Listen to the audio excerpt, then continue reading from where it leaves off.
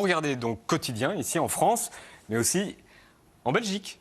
On embrasse les Belges qui nous regardent et qui voient mon sourire. Et c'est à ce moment précis que les Belges se disent « Ah non !» Et si ? « Oh non !»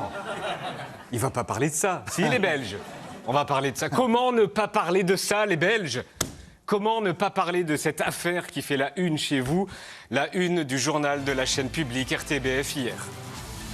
À la une, les images du ministre de la Justice lors de sa soirée d'anniversaire. Stop, on arrête.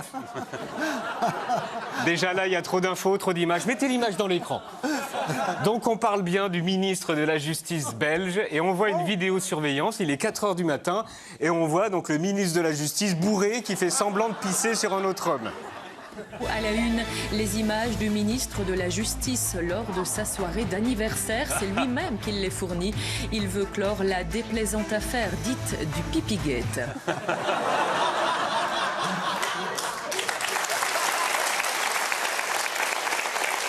Eh oui. Et les Belges inventèrent le Pipigate. Le Pipigate dans le JT de 20h de la première chaîne du pays, comme quoi le niveau monte partout. Hein. Vous avez la rêve, Pipigate, Watergate, tout ça, vous l'avez ? Bon. Vous regardez Premier sur l'info et à la une aujourd'hui.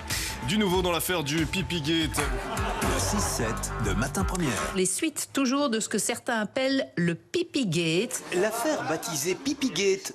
Donc on va résumer cette affaire qui oblige la presse à raconter une histoire avec des mots que normalement on n'utilise jamais à la télé. L'affaire d'une soirée d'anniversaire trop arrosée et d'alcool et d'urine. Traduction pour les Français, le ministre de la Justice, Vincent Van Quickenborne, s'est bourré la gueule avec des amis chez lui pour son anniv. Et il y a du pipi.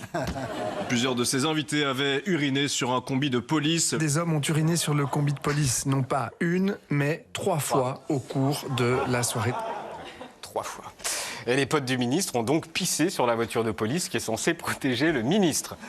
Si on peut se permettre un jugement, pas ouf. Le ministre de la Justice a toujours nié être au courant du comportement peu civique de ses invités. Aurait-il menti ?